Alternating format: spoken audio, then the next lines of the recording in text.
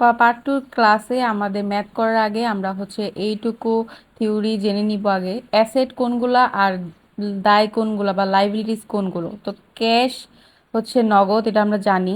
Equipment সেবা প্রদান করি আমরা, যেটা হচ্ছে ধরো গ্যাস বিল, বিদ্যুৎ বিল অথবা অফিসিয়াল যে কোনো কিছুই যেটা সেবা দিয়ে আমরা পেয়ে থাকি। অ্যাকাউন্ট রিসিভেবল, যেটা আমরা পাই।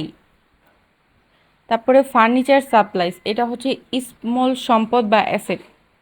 ইনভেন্টরির একটা গল্প আছে, ধরো তোমাকে আমি হচ্ছে 1,000 টাকা দিলাম, তো ওইখান থেকে তুমি ধরো 500 টাকা খেয়ে ফেলছো, আর যে 500 টাকা আছে ওইটাই আমাদের ইনভেন্টরি।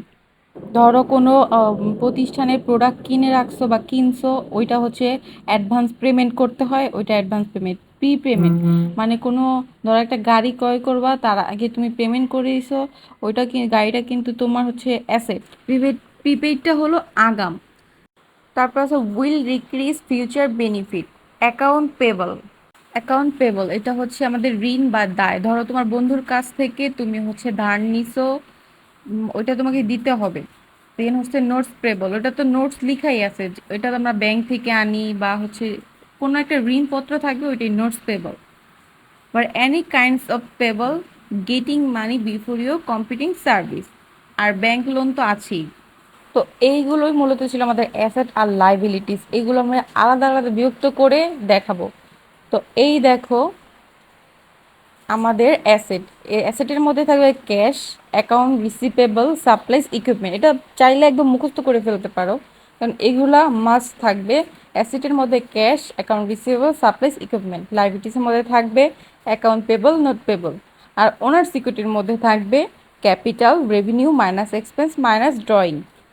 এই জাস্ট এই এত কিছুর পর আমরা জাস্ট এই কয়েকটা জিনিস থিওরি মনে রাখতে পারলে আমাদের ম্যাথ ইজি টু ইজি, আর কোনো প্যারাই নাই।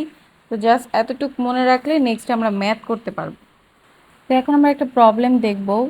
এই problem number 1, show the effect of the previous transaction of your accounting equation using. এই ট্যাবুলার শিটটা আমি করে রেখেছি, নাম হচ্ছে July single tabular for the month. April হলে এপ্রিল, মান্থের হলে মান্থ দিতে হবে, ইয়ার হলে ইয়ার দিতে হবে।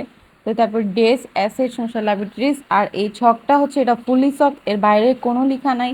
উপরে থাকবে অ্যাসেটের ঘরে ক্যাশ, ইকুইপমেন্ট, সাপ্লাইস আর অ্যাকাউন্ট রিসিভেবল।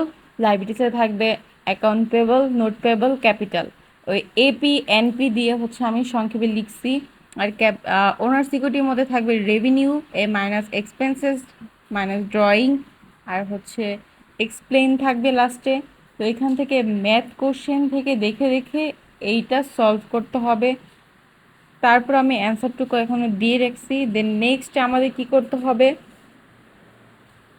Income statement. ফার্স্টে নাম লিখবো, তারপর ইনকাম স্টেটমেন্ট লিখবো, দেন মান্থ থাকলে মান্থ, ইয়ার থাকলে ইয়ার। তো এখানে নিট লাভ বের করতে হবে আমাদের, আয় থেকে ব্যয় বাদ দিতে হবে, রেভিনিউ থেকে এক্সপেন্সেস মাইনাস করলে যেটা থাকবে ওইটা আমাদের নিট লাভ।